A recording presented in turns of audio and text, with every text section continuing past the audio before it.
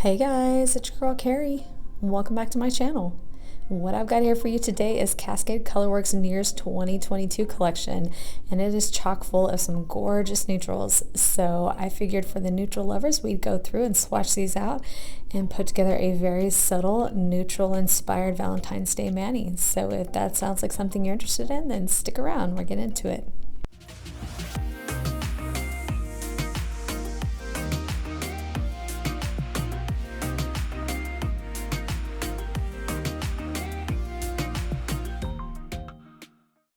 Alright, so there are 9 dips in this collection, and they are all neutrals with a variety of colors and tones and depths. And I think this collection was very smart because it was a good way to both round out the company's neutral options, but also to make a collection just for the neutral lovers. So I think it was pretty clever. Now, you guys have probably seen I'm all over the place with colors and neutrals and everything, but neutrals really were my first love when it came to nail colors, so I still get really excited about neutral collections. So this was one of those times where I thought maybe I would just pick up a few from the collection, but as I was looking through them, there were quite a few that I were interested in, so I decided to just go ahead and get the whole thing.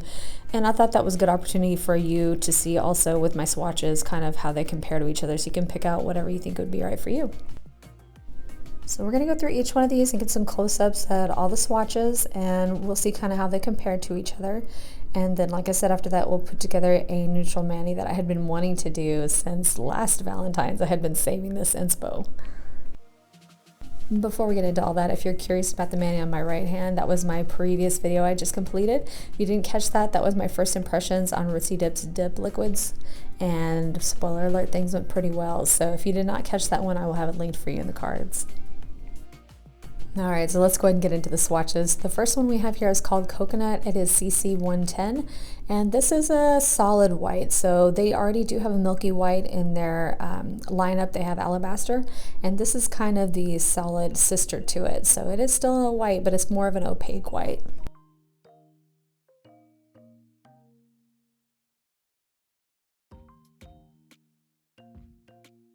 The next one we have here is Pearl, and it is CC 111, and this is a very, very pale pink. In fact, it can almost come off a little white looking, but once you see it in comparison to a white next to it, it definitely is a very light pink.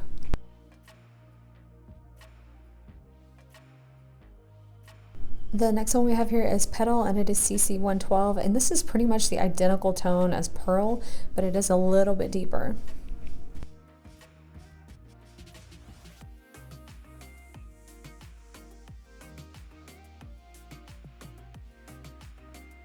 The next one we have is Barley. This is CC 113, and this is a cream color, but it kind of has a yellowy beige undertone to it.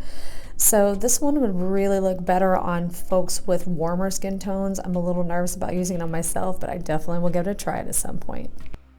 But that's what I think is the beauty of this collection, is that there are a variety of tones and depths that could suit just about any skin tone. The next color we have is Rouge, and it is CC 14, and I expected this to be more pink tone, but it's really more of a reddish brown, I guess I would say. I mean, I'm not always the best at color descriptions, let's face it, but I would consider this to be more of like a rosy nude.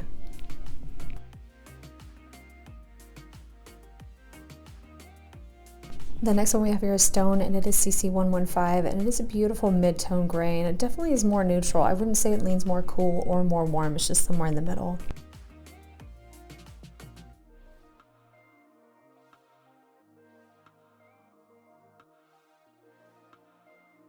The next one we have is Aspen, and it is CC 16, and this is definitely one of my favorites in this collection because it's a very beautiful taupey brown, and it is definitely more of a cooler undertone, which is more flattering on my skin tone. And I just really like the shade and depth of this one. The next one we have here is Sable, and it is CC 117, and this is a gorgeous milk chocolate color. In fact, that's exactly what I would call this. I mean, it's pretty much straight up the color of milk chocolate.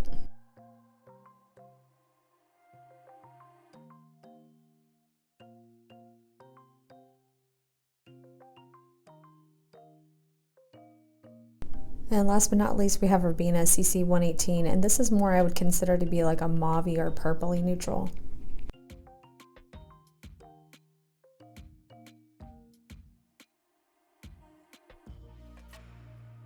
So here's all of them side by side, and when you see them this way, you get an idea of what a great different selection we have of these tones. And keep in mind too that there were several neutrals already existing in their main line, so if you see some that you think, well, maybe there's some holes here or there, it's probably because there's already an existing dip powder in their line that kind of fills that niche. So this is not all of their neutrals together, these are just all the ones from their new neutral collection, but like I said, they do have quite a few already existing in the range. I was a bit surprised to see how close Pearl and Petal were to each other. I kind of wish just for me that Petal would have just been a little bit darker, but that's very picky, and considering I love them both and I'm actually using them both in today's mani, that's just a minor critique. But you know, other than that, like I said, I think between these and the existing neutrals in their line, they have a pretty great selection and they all swatched very well. Alright, so the three I picked out to use for today's mani are Coconut and Pearl and Petal, which I know is ironic given what I just said, but I initially thought I was just going to use one of the pinks, but I really wanted to try several of them out just to see how they performed. So we're going to do a neutral gradient here. We're going to put Coconut on the thumb and the pointer, and then we are going to put Pearl on the middle finger, and then we'll put Petal on the ring and the pinky. And I realize it's going to make for a very subtle tonal mani, but I'm still excited about it. I think it's going to turn out beautifully. So I'm going to start here with Coconut on the thumb and the pointer, and then we'll move on to the two pinks. But I'm just going to let you watch it first. I just want you to see how the application goes, and then I will be back in a bit just to talk you through what we're doing and give you some initial impressions about how they went on.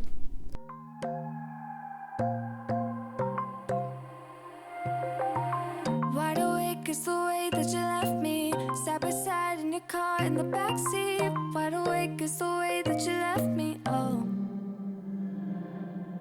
Now it's clear we are here back at your house, and I keep fading into the background. I'm wide awake, now you keep missing out for sure. Take down your walls and let me, ooh, ooh, ooh. Yeah, brick by brick, now let me, ooh, ooh, ooh. I wanna be right there by your side, I wanna be there, won't you be mine? Take down your walls and let me, yeah, brick by brick, now let me,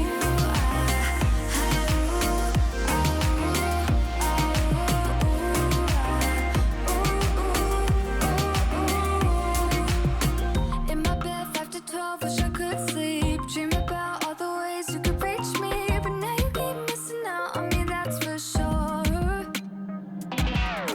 Take down your walls and let me, ooh, ooh, ooh. Yeah, brick by brick, now let me, ooh, ooh, ooh. I wanna be right there by your side, I wanna be there, won't you be mine? Take down your walls and let me, yeah, brick by brick, now let me, ooh,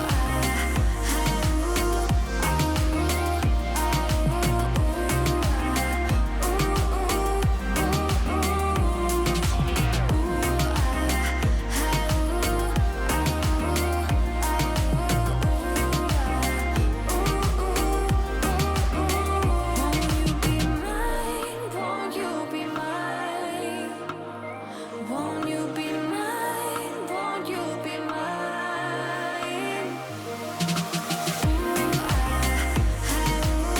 Wide awake is the way that you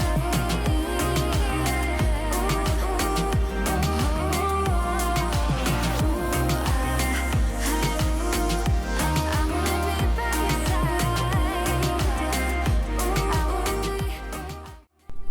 Alright, so here's what things are looking like so far, and you can see it's definitely going to take another layer on each of these colors to build up some opacity, but I would expect that from colors this light. That's just kind of how things go, but so far everything looks really beautiful, so let's keep going. So while we're speeding through layer number 2, let me tell you a couple things about this white. First things first, I hate white dip powder. I mean, I think it's beautiful and I love white nails, but I cannot stand working with white dip powder. It drives me nuts. It's just so hard to work with. It always wants to stick in your cuticles. It always wants to come off patchy. Just not a fan. But, you know, I've told you guys on this channel before that Alabaster is my favorite milky white, and that's just because it is supremely easy to use. So I was hopeful that Coconut was going to be a similarly easy to use opaque white. And I was right. Thank God, because like I said, I hate working with opaque white dip powders, but I love the look of them, and I loved Alabaster so much that I was really hoping that Cascade Color Works was going to come in clutch for me with this opaque white, and they did not disappoint. So well done, you guys. I love it. It's definitely going to the top of my opaque white dip powder list.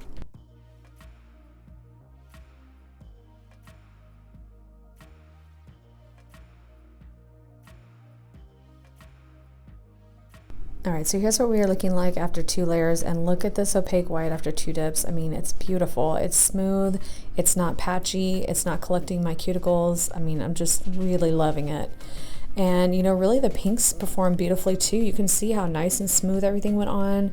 I just did not have any issues whatsoever. Now I am going to tell you that off camera I did go ahead and add a 3rd layer of each of these, and let me tell you why.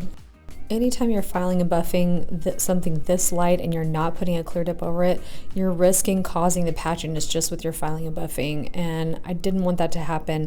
Now you can see these look a little bulky here with 3 layers on them as I go in to activate them, but it was worth it for me because I just didn't want to have to worry about having to go back in and add additional layers because I overfiled or overbuffed in one particular spot and it made it look patchy. So, you know, it's a choice.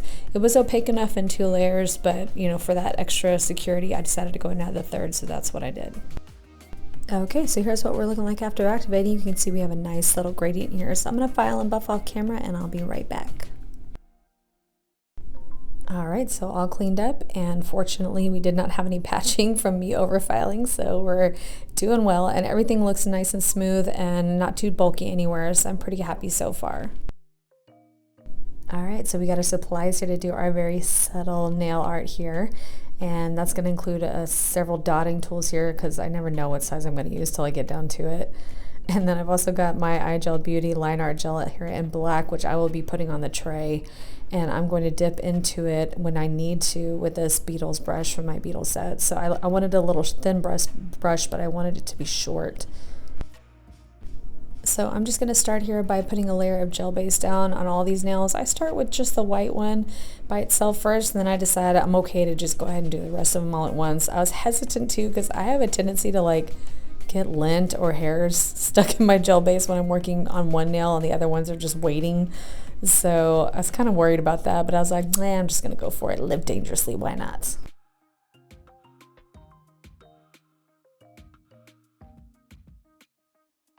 Alright, so I'm going to start here by putting a small amount of this black gel paint here on the tray, so it's easy for me to pick up with my dotting tool and my brush. And all we're going to do is we're going to start putting some very simple layouts of dots and little tiny hearts, one on each nail. Now, as I mentioned earlier in the video, this was from last year's Valentine's inspo folder. I had this saved, and it was actually just a pink. It wasn't a gradient mani. But I will have the Instagram account of the nail artist linked down below of the one that I had saved. But oh man, I just love polka dots. I'm such a sucker for them. I just think they're so classy and so chic. And so she had made this light pink mani with all these dots and hearts on them, and I just kind of fell in love. It just really spoke to my neutral heart. So for those of you that don't know yet, if you're not super great at drawing hearts, the easiest way to do this, as you can see here, I put 2 dots right next to each other, and then I'm just going to use the brush to pull down on the outside of each of the dots into a V, and then I'm going to kind of fill in the blank spaces in the middle to make it heart. So that's the easiest way that I have seen to make it so that it's nice and clean looking. And I'm pretty happy with how all these hearts turned out, and like I said, I'm not a great artist. I'm really not. My daughter's the artist. But this makes it easier for those of us who aren't just naturally skilled at doing art to make a heart and make it look clean.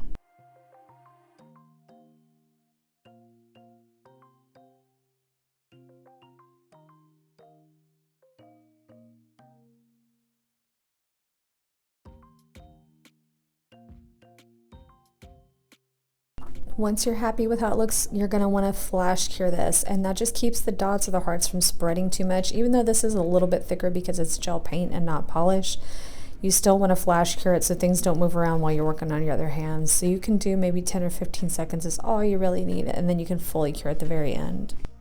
Alright, so I'm going to catch these other 4 fingers up to speed, and I'm going to speed this up a bit. And again, I won't leave all of it in because you've already seen me do the first one, and I'm doing the exact same thing on the other 4 fingers, so no need to make you sit here and watch paint dry, but I'll give you a few snippets just so you can see how the rest of the fingers went. So I'll be right back.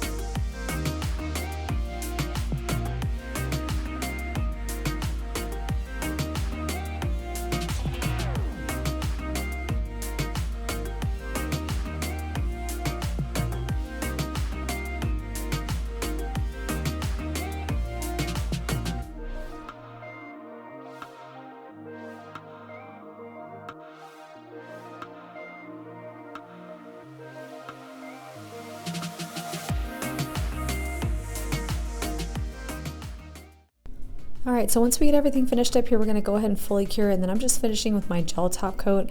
But I did want to say, if you don't want to use gel for this look, you could use acrylic paints, or certain types of markers would also work. Alright, so here's our look all finished. So we are ready for some cuticle oil. So I am back here today with another Happy Cuticle Co. one, and this is Prosecco and Peaches, which smells exactly like you'd think it would. It's divine.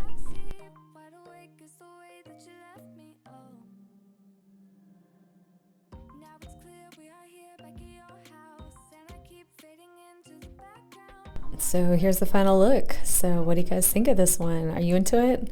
Because I have to say, it's definitely going to go down as one of my favorites I've ever done. And I know that may surprise you because it's just solids and just some very simple nail art. But you know, this is my OG vibe. Like, I've gotten into the colors and the glitters and all the fun stuff. Don't get me wrong, I love them. But my OG vibe is definitely the neutrals with some simple nail art, and I'm just obsessed with these. So I couldn't be happier with how they turned out. And I have to hand it to Cascade Color Works. They did a fantastic job on formulating these, especially some of these lighter colors can be tricky at times, and they did a great job on these. I'm really happy with this opaque white, but also these light pinks. I just think everything applied so beautifully and gave me no trouble whatsoever. So did you guys pick up anything from this collection, or is there something that you're interested in? I'd love to hear in the comments down below. And while you're there, let me know, are you guys more team neutral, or are you more team bold? You know, do you like the simple colors, or do you like something more flashy? Let me know.